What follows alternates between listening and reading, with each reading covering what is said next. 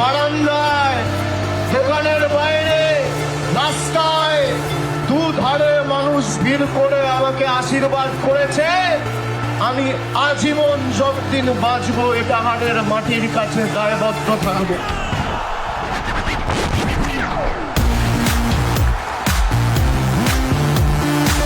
তৃণমূল কংগ্রেসের ক্ষমতা কি?